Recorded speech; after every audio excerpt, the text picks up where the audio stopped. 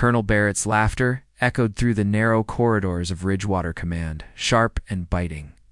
For days he had mocked her, the quiet, unassuming officer assigned to administrative duties, the one everyone overlooked. "Maybe try not to fumble the reports next time," he sneered, shoving a folder toward her. Lena didn't flinch, she didn't argue. She only bent to gather the papers with steady hands, her silence heavier than his words. Every eye in the hallway watched, unsure whether to pity her or fear what she might become. "Before I tell you what happened next, tell me in the comments where you're rewatching from. I love knowing who's listening." She had endured his ridicule with a patience that unnerved the colonel. Lena was quiet, yes, but that quiet held layers he couldn't see. Beneath the calm exterior lay decades of training, missions executed under secrecy, decisions that had saved lives in ways no one here could imagine. Ridgewater saw her as just another assistant, but she was far from ordinary. She was an admiral, and the week of humiliation had been part of her observation and experiment in leadership, endurance, and character. The colonel, red-faced and impatient, stomped past her for the third time that morning. "Still slow?" he barked, as if he had the right to define her worth.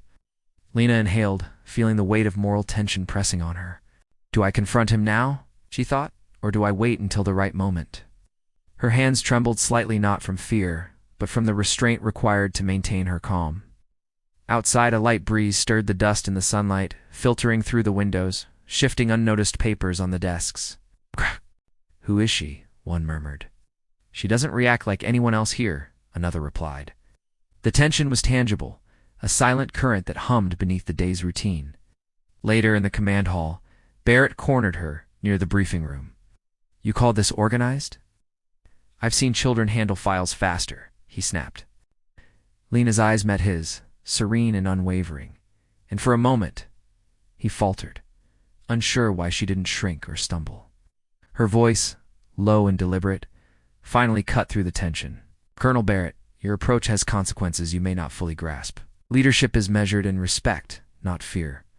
A ripple of murmurs ran through the room. Barrett's face twisted in confusion, frustration, and a hint of fear.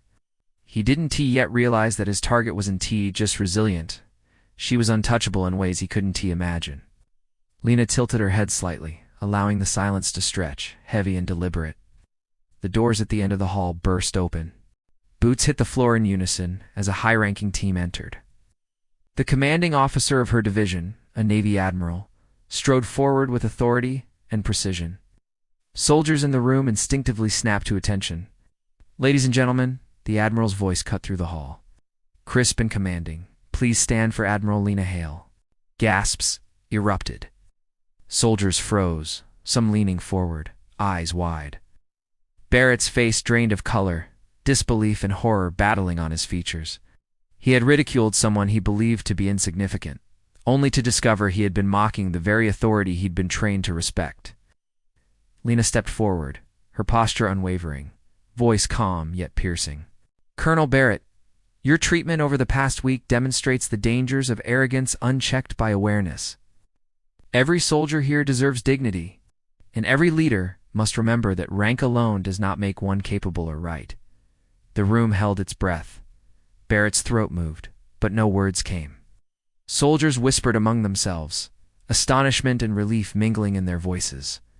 Some exchanged glances, realizing how close the line had been between humiliation and injustice.